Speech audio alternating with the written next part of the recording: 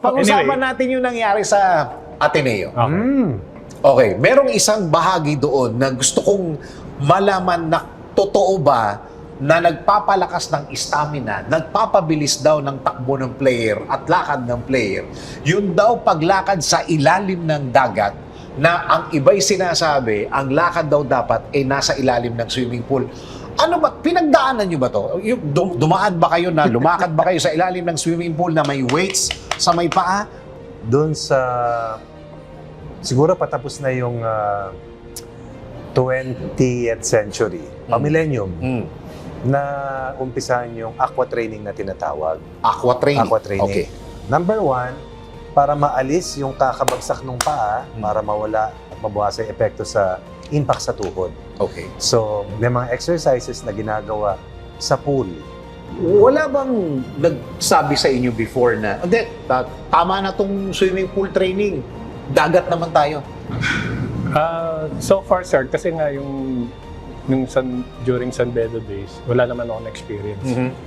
Then sa UP, wala rin akong experience. Nung nasa PBA na ako, Meron kayo? no, sa PBA tayo, wala. Kaso nga, yung sinasabi mo nga, I had an injury. I had a surgery. Tapos nung nag-recover ako sa tuhod. Tuhod dyan. Yung trainer namin, which is Herc Calianta, dinadala ko lang AKA sa swimming Kamatay. pool.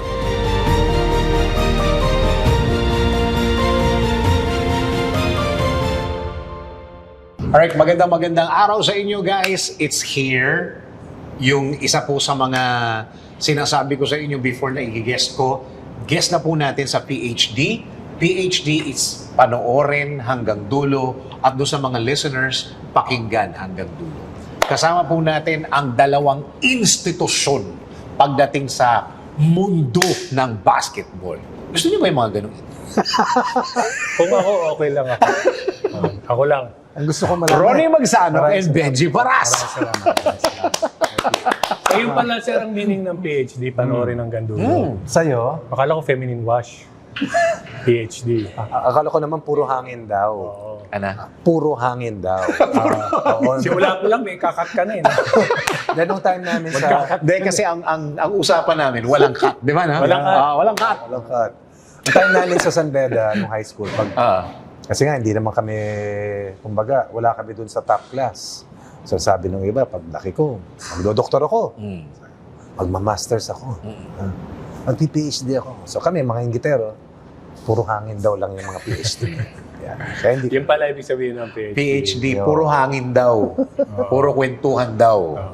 Okay, meron akong first question. At isa ito sa mga, nung nag-post ako na gusto kong itanong sa inyo dahil tinatanong ng mga tao. Very headline ang balitang ito at gusto kong marinig sa inyo kasi syempre kayo'y mga established, mga legend na talaga Parang kayo. kinakabahan ako sa pagdating. Ang dahil, Parang Hindi, pag-uusapan mas gusto kong pag-usapan yung feminine wash. puro hangin daw. Pag-usapan natin yung nangyari sa Ateneo. Okay, merong isang bahagi doon na gusto kong malaman na totoo ba na nagpapalakas ng stamina, nagpapabilis daw ng takbo ng player at lakad ng player. Yun daw paglakad sa ilalim ng dagat na ang iba'y sinasabi, ang lakad daw dapat ay nasa ilalim ng swimming pool. Ano ba, pinagdaanan nyo ba to? Dumaan ba kayo na, lumakad ba kayo sa ilalim ng swimming pool na may weights sa may paa? Ito ba'y naging bahagi ng inyong training? At kung naging bahagi ng inyong training, ano yung effect sa performance po ninyo? Unahin muna natin si Coach Ronnie. Okay, kadalasan, doon sa, siguro patapos na yung 20th century, millennium, na umpisahan yung aqua training na tinatawag. Aqua training. Aqua training. Okay. Number one, para maalis yung kakabagsak ng paa, para mawala at mabawasan yung epekto sa impact sa tuhod. Okay. So, may mga exercises na ginagawa sa pool. Sa pool, hindi sa dagat. Sa pool kami dinadala. Okay. To be exact, sa Shangri-La. Okay. So, may dalawang pool doon. mababaw at malalim. Hindi naman kami pwede sa mababaw kasi matatangkad yung mga kasama ko. So sa malalim kami dinadala. Okay. Basic lang naman. Hindi to wave pool, ah? Hindi. Okay, kasi Kung may ano mga yung pool na makikita may mo mga sa- waves, sa di ba? Shangri-La Hotel. Okay. Basic pool na threading, bubbles, but more than that, yung high knees, kung ano yung exercises na ginagawa. Laterals. Laterals, matagal. Sprinting, mostly it's to induce cardio exercises Okay. without impact. So yun ang alam ko, Okay. yun ang nakita ko, and it's not because of team building, it's because of training to make sure na maingatan ng mga tuhod at yung mga may injuries, doon dinadala. Para hindi matagtag, pero magawa mo yung kinakailangan. Kasi yung range of motion ang hinahanap sa tuhod, Yung strengthening. sa ankle, sa calf, at hindi lang ito bago. Dahil naalala ko, Gi, nung una akong tinreat ni Dr. Tyrone Reyes sa Cardinal Santos in 1983, dahil sumakit yung tuhod ko sa katatakbo natin, nakakita na ako ng pool training sa Cardinal Santos. Merong pool doon, pero this was for stroke patients. Oh. Doon sila nire-rehab. Oh, Yun ang okay. nakita ko talaga. Kasi dito kami nire-rehab, nandyan sila sa harap namin. Wala bang nagsabi sa inyo before na, hindi, tama na tong swimming pool training. Dagat naman tayo. So far, sir, kasi nga during San Bedo days, wala naman ako na-experience. Then sa UP, wala rin ako na-experience. Nung nasa PBA na ako, Meron kayo? no, sa PBA tayo, wala. Kaso nga, yung sinasabi mo nga, I had an injury. I had a surgery. Tapos nung nag-recover Saan? ako sa tuhod. Tuhod dyan. Yung trainer namin, which is Herc Calianta, dinadala ko lang AKA sa swimming kamatayan. pool. So, kasi nga, Bakit may AKA kamatayan? Mahirap kasi siya magpa-practice sa amin sa UP. pinaparusahan. Pinapatakbo kami sa Since buong UP pa. Kaya Tapos naging trainer. tinatakasan namin siya. Hindi, totoo yun. Yan yung literal na tinatakasan ng kamatayan. Oo, kaya tawag na. Tapos mamaya, pagtakas mo, nandun na siya. Kasi malakas eh. Eksakto pa yung kotse niya noon, wagon. So parang karo. Ay, nasi kamatayan. Susundan ka niya. Ba't tumatakbo ka? Pero anyway, yun sa akin naman, kasi nga, after the injury, medyo hirap kang mag-strengthening using weights. Okay. So ngayon, hindi ka makatakbo Oo. dahil Makalakad. mahirap. Masakit, di ba, Gay? So ngayon, doon sa tubig, dahan-dahan, lakad, basta may We're resistance. talking about swimming pool, sir. Swimming no? pool. Oh, sige. So, resistance. Okay. And then, sinabi nga niya, high knees. Hanggang sa ilang weeks, eto na, laterals na.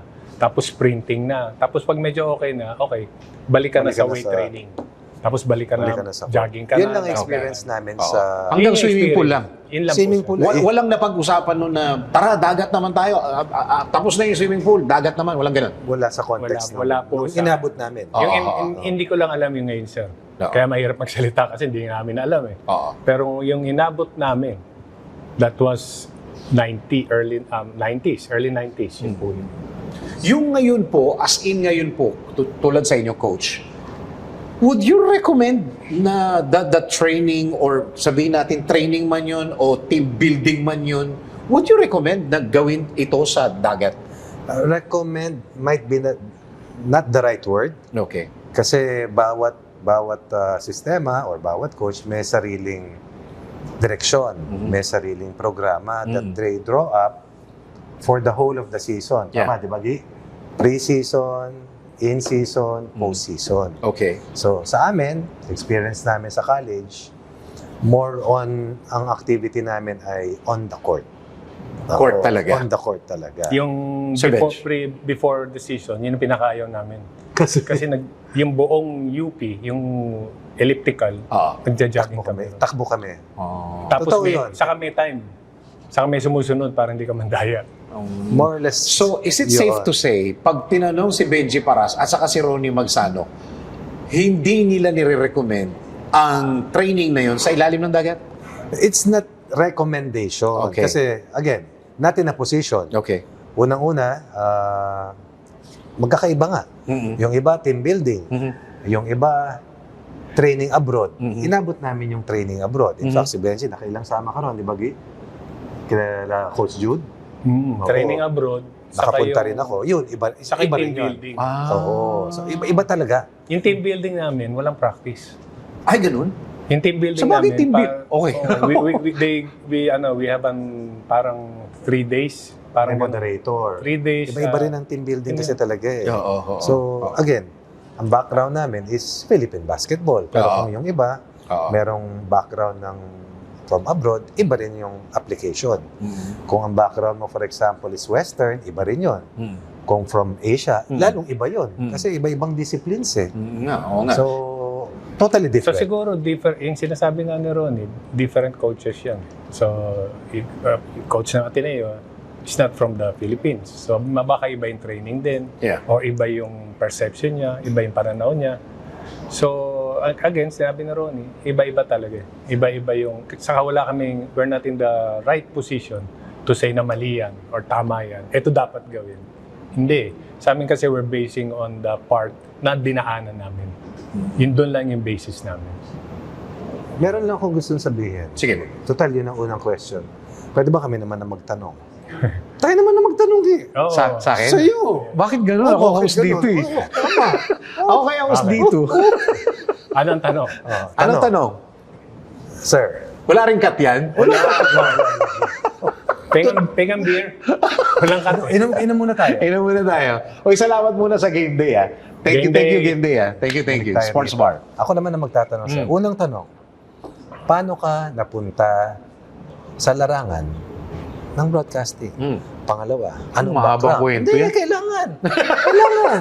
Pangalawa, Ito, iba to ah. Oo, iba to, background. Ibang klase. Ako natanong. Oh. At pangatlo, what are you looking at moving ahead? Paano muna na Paano? Saan? Anong background? background? High school ba? College ba? Ito ba hilig mo Hindi, na? grade school. Grade school pa Grade lang. Grade school pala. kasi ako mahilig na ako sa radyo eh. Pagpatrabaho mo sa akin, maghugas ng pinggan, maglinis ng likod bahay, maglinis ng harap, Radyo. maglinis ng alulod ng bahay. Basta may radyo, hindi ako napapagod. Talaga? So, Yes. cassette pa to? Oo, yan, yung mga Hindi baterya? Yan. Hindi Hindi ka naman, na- hindi ka- sinasaksak. Wala naman kami pera pambili ng battery. Hindi kasi pag wala kang, pagdala mo, pag on the road ka, pwedeng baterya eh. Hindi, pag sa bahay lang ako. Sa bahay, nagwawalis, nagbubunot ako. Ang uso kasi noon, malalaking component, di ba? Correct, Yung mga correct. palakihan ng mga speaker. Inuwi natin. Yung palakihan ng mga speaker. Pag malakas yung radyo sa bahay, kahit anong patrabaho mo sa akin gagawin ko. So, anong station ang pinapakinggan mo? Ang hindi ko alam kung inabutan na ng Ayan, mga paano natin. maliwanag? Ang pinakikinggan ko noon, it's 93.9 WKC. Casey. So, yun yung maingay. Yan ang maingay. Kasi it's a joke station. Tama, di ba? It's a family radio station. Tapos ang mga idol ko dyan, sila Bobby Ante, Bobby sila Ante. Hillbilly Willie, the late the late Hillbilly Mike Willie. Enriquez, si Baby Michael. Siya yun? Oo, siya si Baby Michael. Kita mo? Ako kasi sir, lumaki sa lola ko. Ano na? Sa lola. Lola, palaki ng lola So, yan. lagi lang yan drama. Ang Drama DZRH yan. Oo, saka minsan, ito na, mamaya sa gabi yung Gabi ng lagim. gabi ng laging. Takot na. Pero inabangan ko. Alam mo, hindi ko inabot sa mga yan. Kaya lumaki rin ako sa radyo. Oo. Ako, ang gusto ko yung yung top 40 pag Sunday. Si Casey. Ah. Parang sa 97.1 yon. Oo. Bago ko ibalik yung tanong ko sa'yo, yung bago ka matulog, 11 o'clock hanggang 12 o'clock, merong 10 songs na piniplay yon. Inaantay ko yon. Awa ng Diyos, kinabukasan late ako. O tuloy mo, sir. Tuloy mo yung kwento mo. So, radyo ang background. Radyo, Gusto mo. talagang... Aliw ka ron? Gusto mo maging oo, sila? Walang, kumbaga, kaya nga nagtataka yung mga tao na pagka laking probinsya ako, pero maganda Saan yung... probinsya, sir? Di naman laking probinsya. Isa sa mga impluensya probinsya. It's Pangasinan. Pangasinan, Panganakto. Oo. Nung elementary high school nandito ako talaga. So that's my favorite radio. Ang radio station noon, hindi ko alam kung bakit umaabot ang Manila Station sa norte. Dati ha? Itapat mo lang yung antena eh, di Oo, ba? saka papaano nga ng antena. Ano din, malakas ang... Tapos mababali. Saka kita mo naman yung mga tore natin nun. Pero hindi, pag Correct. nagkamali ka, static na yon. Oo. Tapos pag naano, hawakan mo na yun. O, tuloy mo, sir. Tuloy mo. Ano yung susunod na question? Okay, yun muna. So, gusto mo yung radyo. Bakit mo nagustuhan? Ayun talaga, amuse Gusto na mong amuse ako maging sa mga... sila? Maging DJ. DJ. Nag-DJ ka ba? Yes. Sa probinsya, nag-Energy FM, Love Radio, tapos RMN, tapos dito naman sa Manila, nag-Yes FM ako. Mahirap.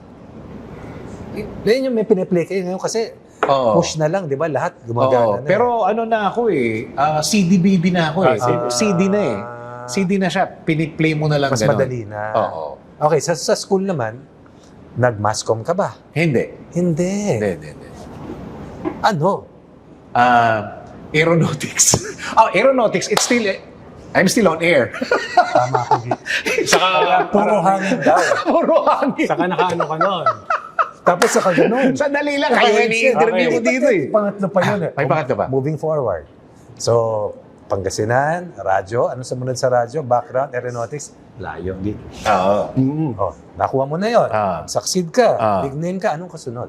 Ang kasunod, I want to explore really the digital. Nababaliw na ako dito sa digital na to eh.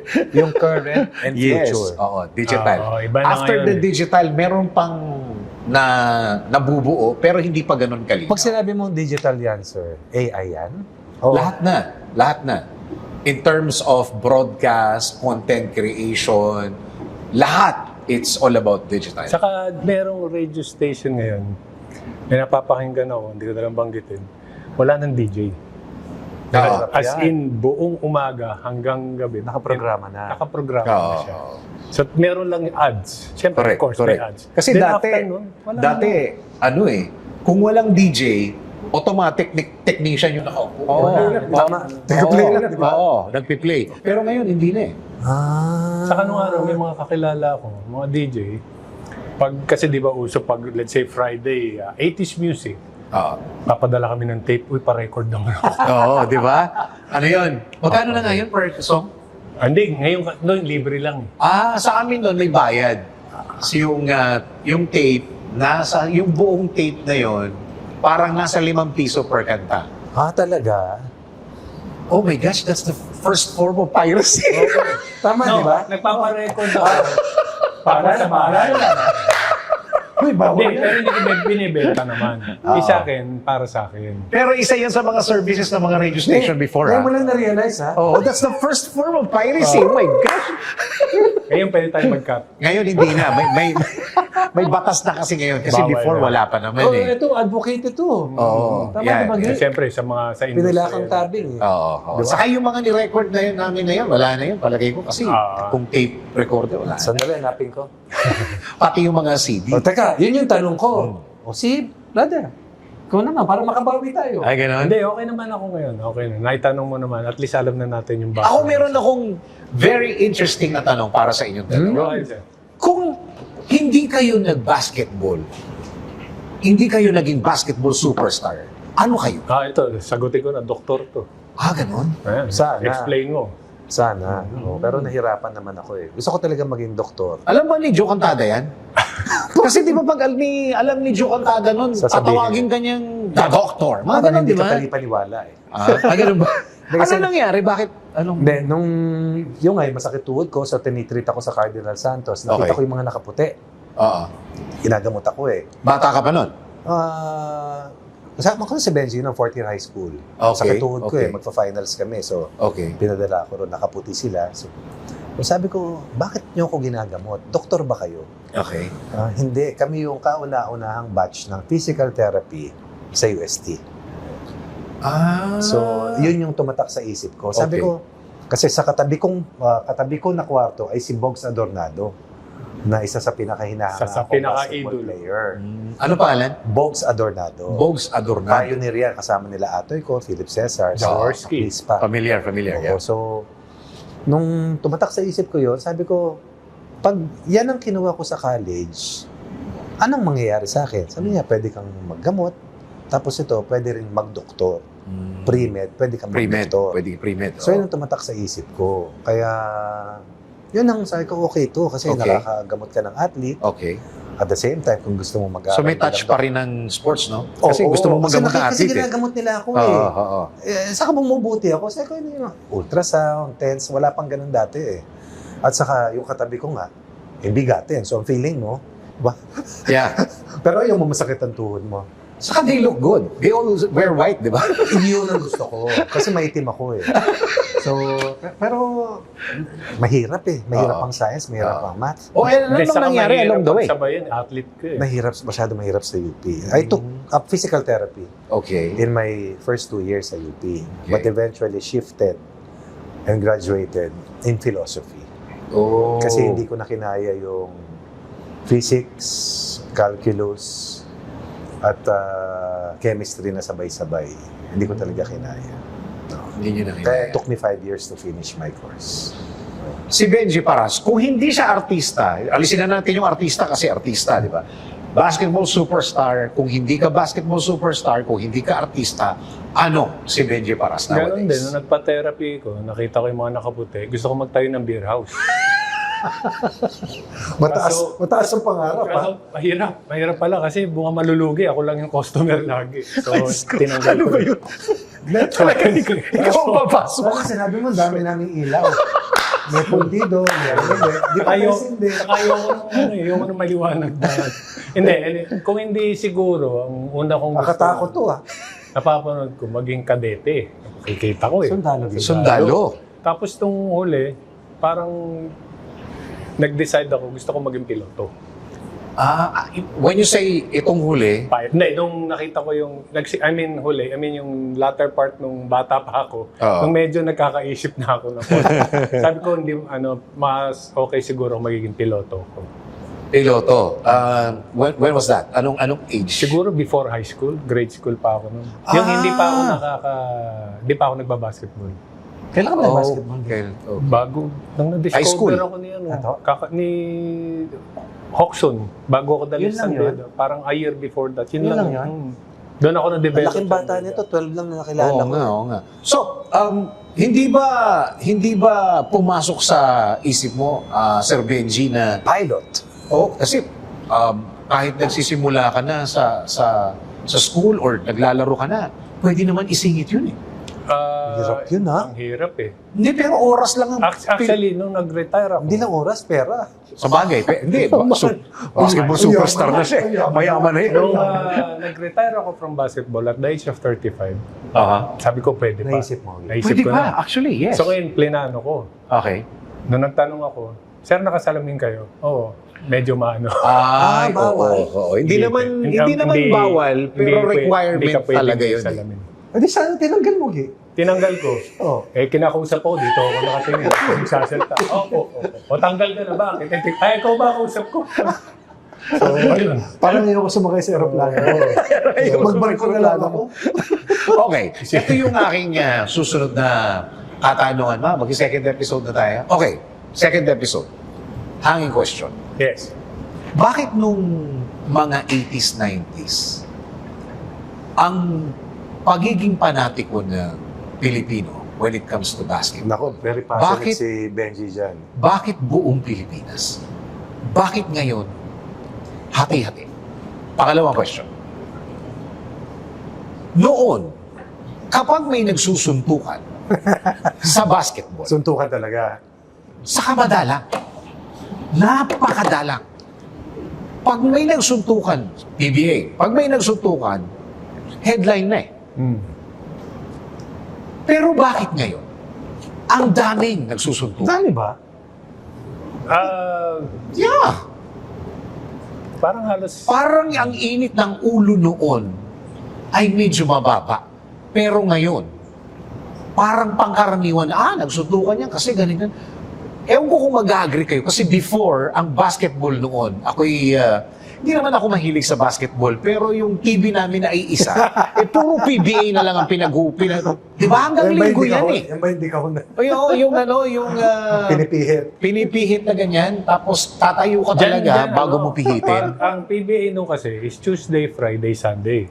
Pag Tuesday, Friday, Sunday, Yes. yung mga nanay, Ay, huwag mo muna sagutin. Sige. Hanging. Hanging. Okay. Pangatlong question. Bakit ang mga basketball player ang lapitin ng babae? Naku, favorite question ni Benji. Kaya nga magtatayo ko dapat biro. Pero anyway, sige, hangin. Sa episode 2 po ng PhD, babalik kami.